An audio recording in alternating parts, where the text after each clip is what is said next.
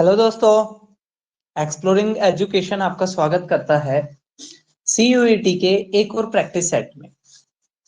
जैसे कि आपको पता है कि इसी मंथ के लास्ट में सीयूईटी का एग्जाम होने वाला है, तो एक्सप्लोरिंग एजुकेशन ने सीयूईटी के लिए एक प्रैक्टिस सेट सीरीज शुरू करी है।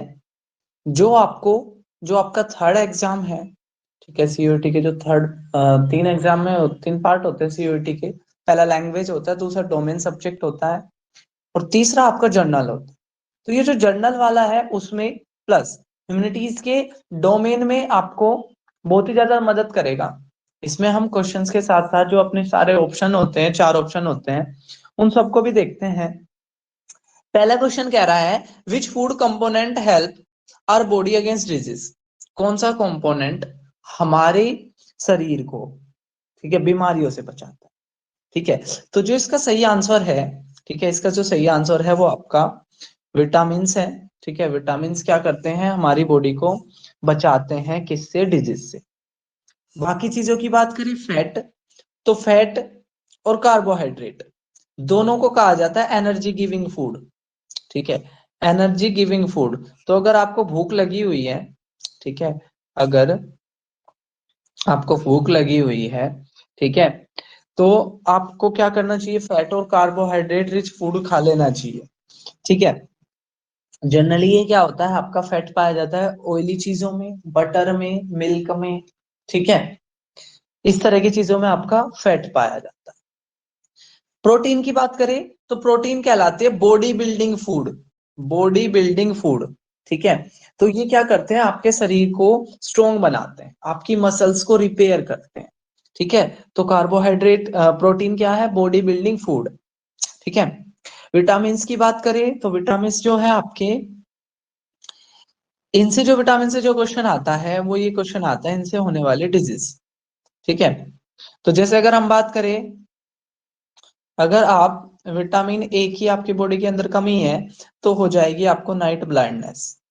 ठीक है, अगर आपके पास आपकी बॉडी के अंदर विटामिन बी की कमी है तो आपको एक डिजीज हो जाएगी जिसे कहते हैं बेरी बेरी।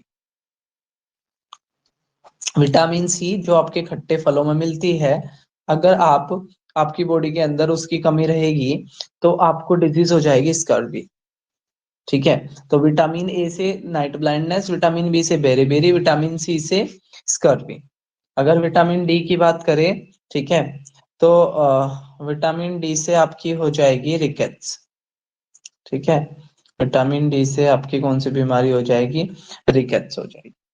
ठीक है, चलिए, इसके अलावा आयरन की कमी से आपकी बॉडी में हो जाएगी एनीमिया।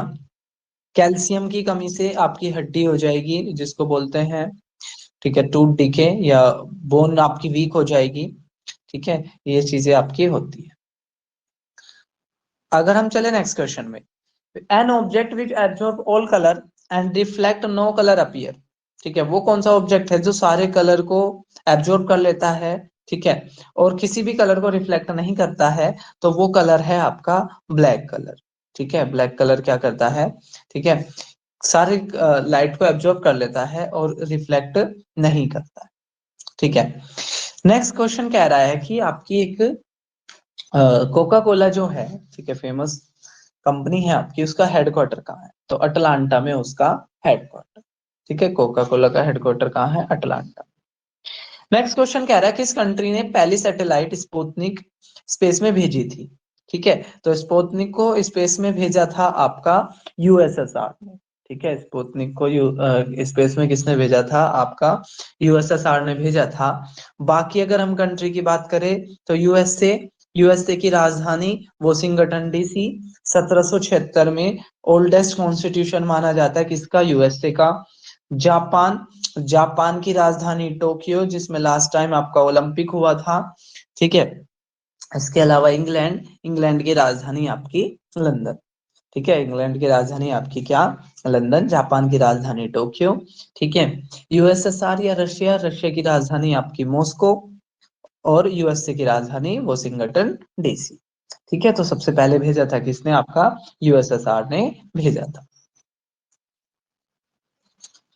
चलिए, अगर हम नेक्स्ट क्वेश्चन की बात करें तो कह रहा भारत के आयरन मैन ऑफ इंडिया किसे कहते हैं, तो ये पहले भी क्वेश्चन आया था। ठीक है, तो जो सरदार पटेल है, ठीक है, सरदार पटेल को क्या कहते हैं, भारत का आयरन मैन ऑफ इंडिया कहते हैं। भारत में बहुत सारी रियासतें थी, इन रियासतों को भारत में बहुत कुछ रियासतें भारत में मिलना चाह रही थी, कुछ रेजिस्टेंट थी, भारत में मिलना नहीं चाह रही थी। तो इन्होंने नेगोशिएशन करा के, ठीक है, नेगोशिएशन क्या करा के क्या कर दिया, बहुत सारी रियासतों को भारत में मिला दिया। ठीक है, तो इस वजह से इनको क्या कहते हैं, आयरन मैन ऑफ इंडिया भी कहते हैं। ठीक है, सरदार भाई पटेल को पहले होम मिनिस्टर, इसके अलावा पहले डिप्टी पीएम मिनिस्टर थे आपके सरदार पटेल। ठीक है, इनको भारत का बिस्मार्क भी कहते हैं।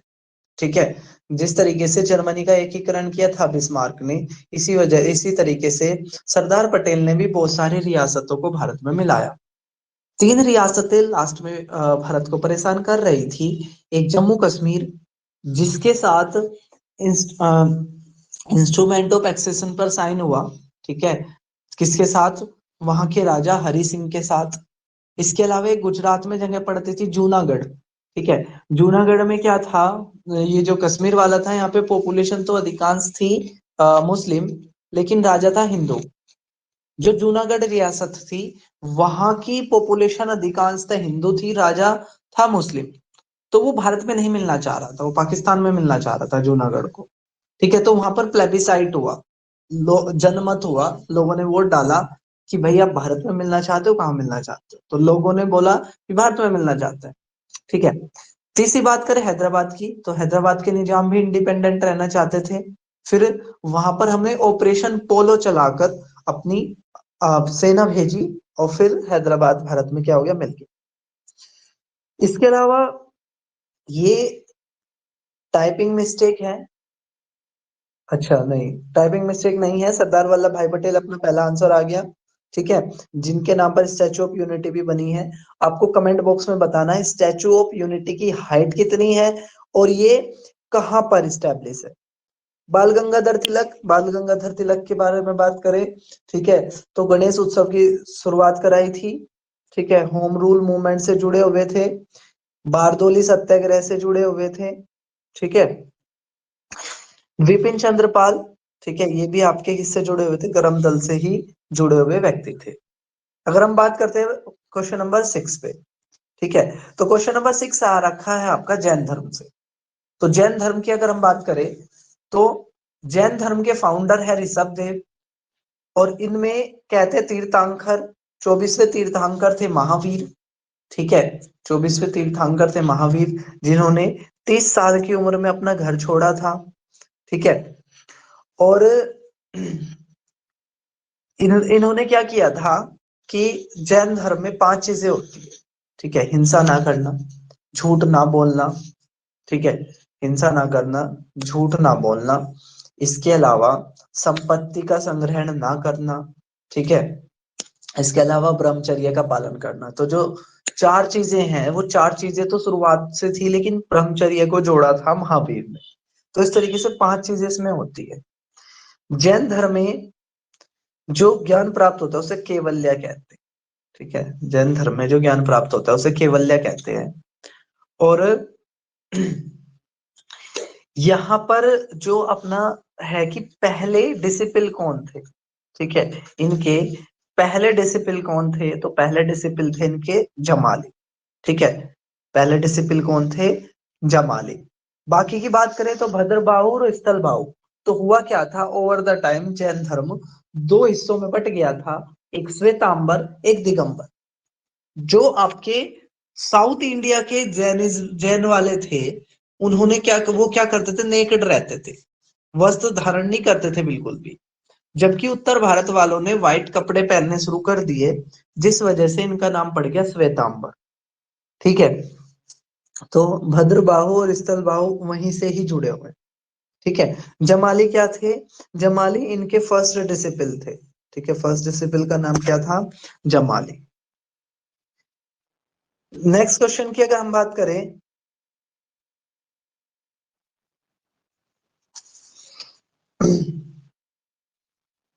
Which of the following is the biggest tribe in India. ठीक है, तो जो भाई गोंड ट्राइब है वो भारत की, ठीक है, क्या है, सबसे बड़ी ट्राइब है। उसके बाद भील ट्राइब का नाम आता है। ठीक है, तो गोंड ट्राइब, भील ट्राइब, इस तरीके से आपने याद रखना। नेक्स्ट है, which organ in the body is affected by jaundice. तो एक डिजीज होती है आपकी जॉन्डिस, ठीक है, पीलिया जिसे बोलते हैं। तो बेसिकली क्या होता है, लीवर इससे प्रभावित होता है। ठीक है, लीवर इससे प्रभावित होता है। ठीक है, तो लीवर के बारे में बात करें तो एक तो ये लीवर के बारे में याद रखना है कि लीवर क्या करता है, बाइल जूस रिलीज करता है। ठीक है, लीवर बाइल जूस रिलीज करता है, और बाइल जूस आपका गोल ब्लैडर में स्टोर हो जाता है।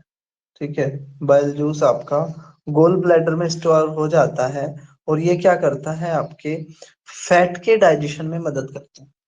लीवर क्या करता है, फैट के डाइजेशन में मदद करता है। अगर हम स्प्लीन की बात करें तो स्प्लीन क्या है, कई बार क्वेश्चन आता है कि हमारे यहाँ पर ब्लड का फॉर्मेशन कहाँ पर होता है। तो ब्लड का फॉर्मेशन होता है आपका कहाँ पर, स्प्लीन में। तीसरा है गोल ब्लैडर। ठीक है, गोल ब्लैडर में मैंने बताया कि बाइल जूस क्या है, जो फैट के ग्लोब्यूल्स को छोटे छोटे टुकड़ों में तोड़ देता है। तो गोल ब्लैडर में स्टोर होता है आपका बाइल जूस। अगर हम हमारे हार्ट की बात करें तो हमारा हार्ट है 4 चैम्बर हार्ट। ठीक है, और डबल सर्कुलेशन होता है इसमें। डबल सर्कुलेशन उसे बोलते हैं जब ब्लड हार्ट में दो फॉर्म में जाए, एक बार ऑक्सीजनेटेड और एक बार डीऑक्सीजनेटेड। तो हमारा जो हार्ट है वो 4 चैम्बर हार्ट है, डबल सर्कुलेशन भी होता है, और हम क्या है आपके, वोम ब्लडेड एनिमल है।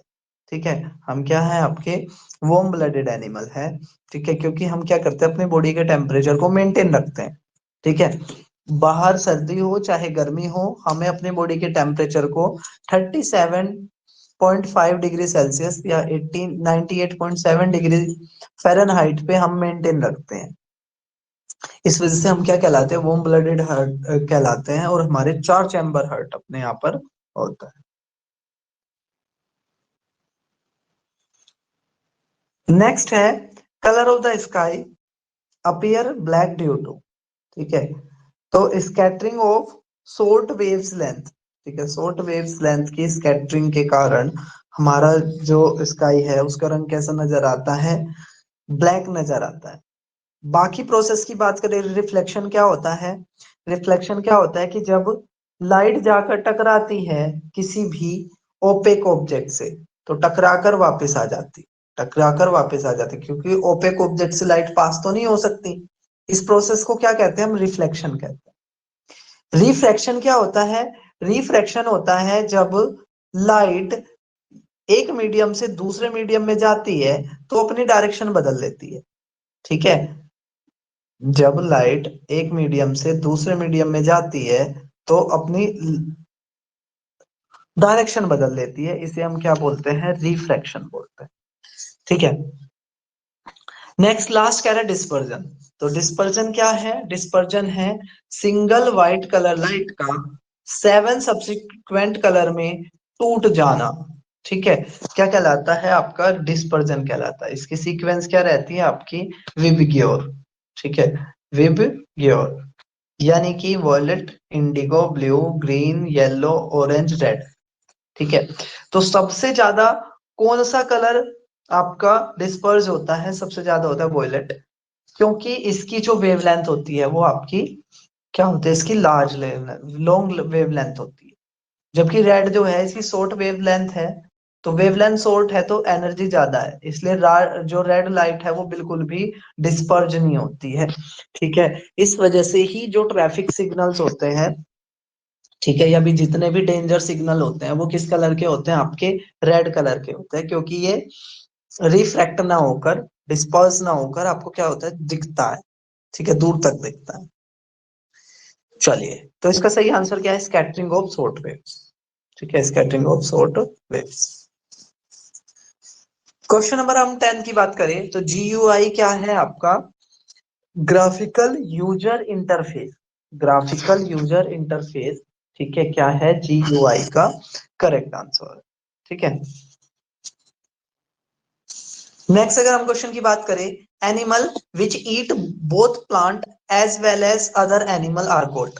ठीक है, देखो भाई हर्बीवोर्स जो सिर्फ प्लांट खाता है, ठीक है, प्लांट या प्लांट रिलेटेड फूड खाता है वो हर्बीवोर्स।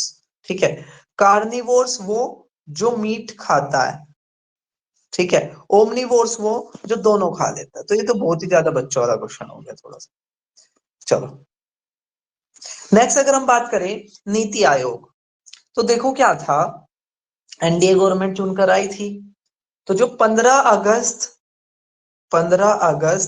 2014 को जो पहला इंडिपेंडेंस डे मनाया गया, उस पर लाल किले की प्राचीर से नरेंद्र मोदी जी ने घोषणा कर दी कि ये जो 12th 5 ईयर प्लान है, 12th 5 ईयर प्लान है, that would be the last 5 year plan. 12th 5 year plan last plan होगा और इसके बाद हम इस योजना आयोग को खत्म कर देंगे और घोषणा हो गई कि हम क्या बनाएंगे, नीति आयोग बनाएंगे। तो कई बार एग्जाम में नीति आयोग की फुल फॉर्म आ जाती है। तो नीति आयोग की फुल फॉर्म है national national institution for national institution for transforming India. National institution for transforming India NITI Aayog की फुल फॉर्म है। 15 अगस्त 2000, ठीक है, 15 अगस्त 2014 को इसकी घोषणा हुई थी। ठीक है, 1 जनवरी 2015 को ये बना था और इसके एक्स ऑफिशियो चेयरमैन ना क्या होते हैं, आपके प्राइम मिनिस्टर होते हैं। ठीक है, कौन होते हैं, आपके प्राइम मिनिस्टर होते हैं, तो तभी से नरेंद्र मोदी जी ही है। ठीक है, तो पहले नीति आयोग के चेयरमैन पूछे तब भी आपने नीति आयोग लगाना है, सॉरी नरेंद्र मोदी लगाना है। ठीक है, और ये क्या कहलाता है, गवर्नमेंट का थिंक टैंक कहलाता है। ठीक है, गवर्नमेंट का थिंक टैंक कहलाता है। यहाँ पर एक तीसरे ऑप्शन में आया है फाइनेंस सेक्रेटरी। तो आपने एक चीज याद रखनी है, भारत का जो कॉन्टीजेंस फंड होता है ना, कॉन्टीजेंसी फंड, इमरजेंसी फंड जिसे कहते हैं, ठीक है, जो किसी आपातकाल के लिए, विपदा के लिए रखा होता है, तो वो कॉन्टीजेंसी फंड को कौन होल्ड करके रखता है, किसके पास रहता है ये पैसा। तो कॉन्टीजेंसी फंड का पैसा रहता है आपका फाइनेंस सेक्रेटरी के पास। और किसके बिहाफ पर, on the behalf of, on the behalf of president. ठीक है,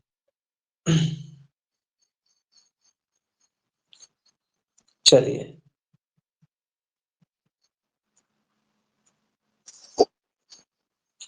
नेक्स्ट कह रहा है डांडिया किस राज्य का, ठीक है, डांस है। तो डांडिया किसका है, गुजरात का।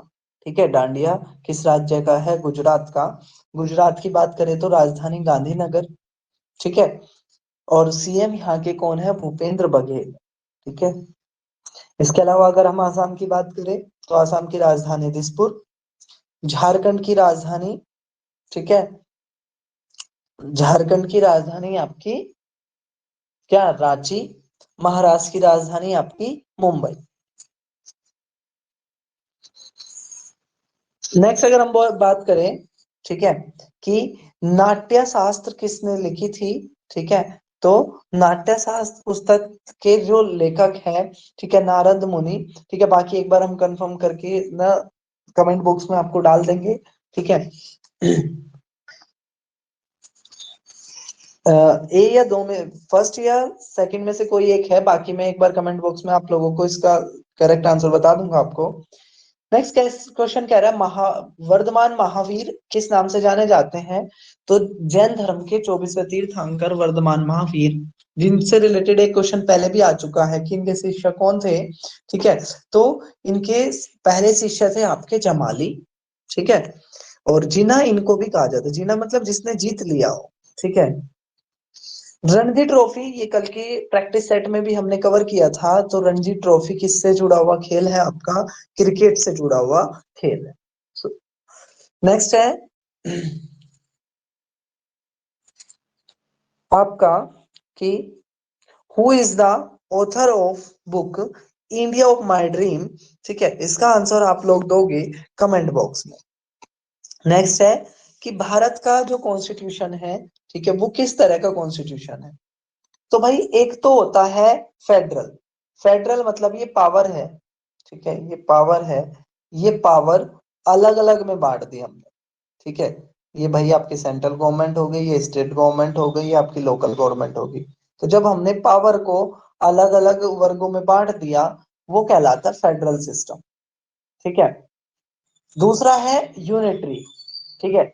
यूनिटरी क्या है? जब सारी पावर एक ही व्यक्ति के पास रहती है। ठीक है, जब सारी पावर एक ही व्यक्ति के पास रहती है, ये यहाँ पे सेंटर पे एक सेंट्रल गवर्नमेंट है और सारी की सारी सत्ता इसी के हाथों में है। ठीक है, सारी की सारी सत्ता इसके हाथों में है। ठीक है, तब ये क्या कहलाती है? आपका सेंट्रल सिस्टम कहलाता है। ठीक है। तीसरा होता है प्रेसिडेंशियल, जो आपका अमेरिका में देखने को मिलता है, जहां पर प्रेसिडेंट पावरफुल होता है। ठीक है, अमेरिका में क्या होता है, हर प्रोवेंसी में प्रेसिडेंट जाते हैं और हर प्रोवेंसी में प्रेसिडेंट के लिए चुनाव होता है। ठीक है, जब प्रेसिडेंट चुन लिए जाते हैं तो फिर वो अपना मिनिस्टर्स अपनी मर्जी से चुन सकते हैं। ठीक है। तो अगर भारत के बारे में बात करें तो भारत क्वासी फेडरल है। क्वासी फेडरल का मतलब क्या है? क्वासी फेडरल का मतलब ये सेंटर है, ये स्टेट है, ये लोकल गवर्नमेंट है। सेंटर ने कुछ पावर इसके पास है, कुछ पावर इसके पास है, कुछ पावर इसके पास है।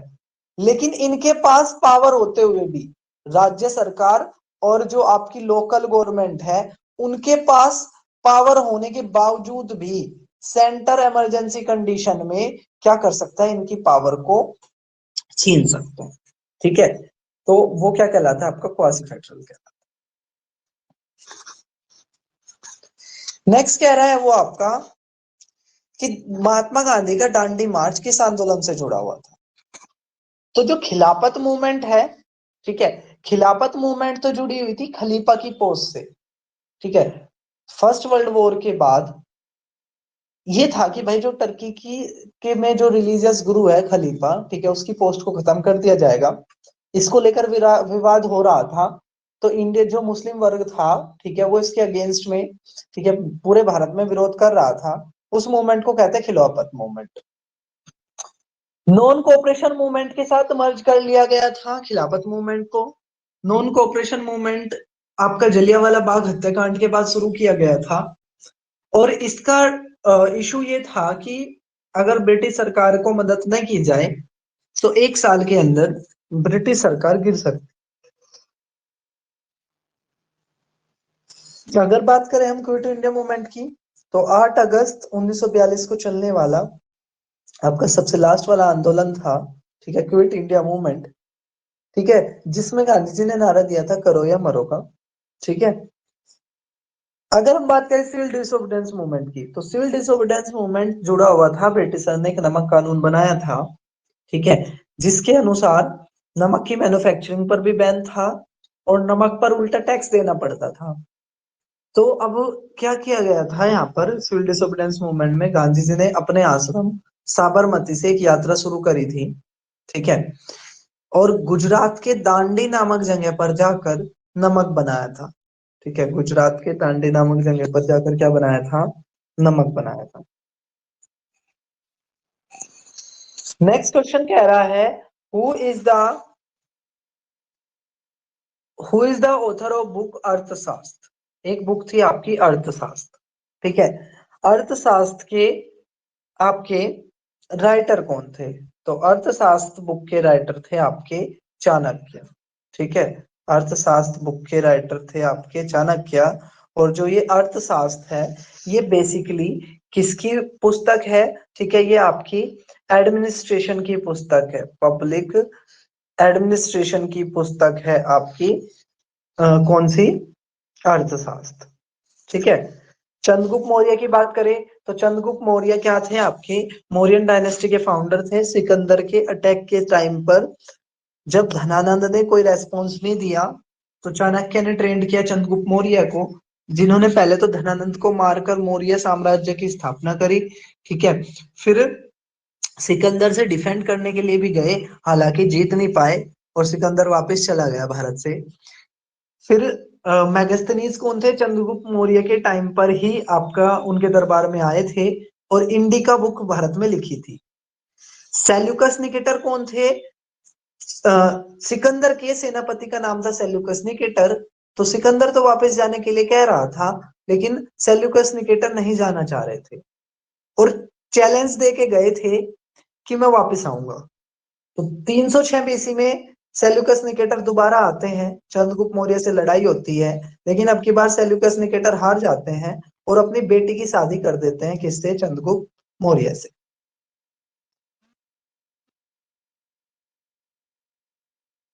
नेक्स्ट अगर क्वेश्चन की बात करें तो वो कह रहा है कौन सा इंस्क्रिप्शन मेंशन करता है चोला के एडमिनिस्ट्रेशन। तो उत्तरामेरु क्या है आपका, उत्तरामेरु के inscription जो मेंशन करता है किसके। नेक्स्ट कह रहा है who gave the Sardar title to the Vallabhbhai Patel. तो टाइटल किसको, सरदार वल्लभ भाई पटेल को। ठीक है, बाकी नाम की बात करें तो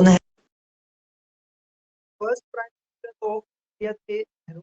मोहम्मद अली जिन्ना, जो मैंने लास्ट वीडियो में बताया था, हम लोगों को कंफ्यूजन रहता है कि मुस्लिम लीग के फाउंडर, ठीक है, अली ये जिन्ना थे, तो मोहम्मद अली जिन्ना नहीं थे, ठीक है। उसके फाउंडर थे आपके सलीमुल्लाह खान और आगा खान, ठीक है।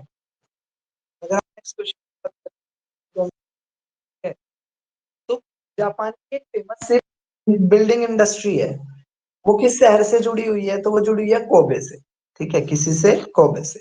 हिरोशिमा और नागासाकी पे दो बम गिराए गए थे, फैटमैन और लिटिल बॉय नाम के, ठीक है, ये चीज आपने याद रखनी है। Indira Indira point is the southern most tip. देखो एक क्वेश्चन मैंने पहले बताया था, अगर क्वेश्चन आए कि भारत का लैंड पर साउदर्न मोस्ट पॉइंट, तब आपने कन्याकुमारी कहना है।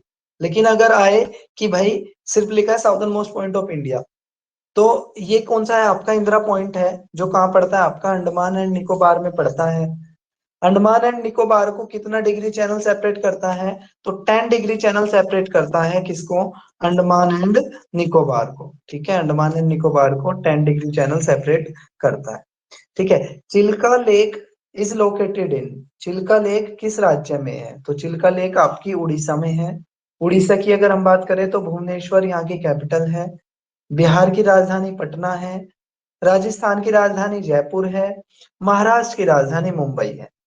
महाराष्ट्र के सीएम एकनाथ शिंदे, राजस्थान के सीएम अशोक गहलोत, बिहार के सीएम नीतीश कुमार और उड़ीसा के सीएम आपके नवीन पटनायक। तो ये थी हमारी practice set number 5 exploring education का एफर्ट। आपको कैसा लग रहा है कमेंट बॉक्स में जरूर बताना। आज मैंने आपके लिए 2 क्वेश्चन छोड़े हैं, ड्रीम ऑफ माई इंडिया किसकी बुक है, और आपका नाट्य शास्त्र को किसने लिखा था। तो फिर मिलेंगे एक नई वीडियो में, तब तक के लिए टेक केयर, जय हिंद, जय भारत।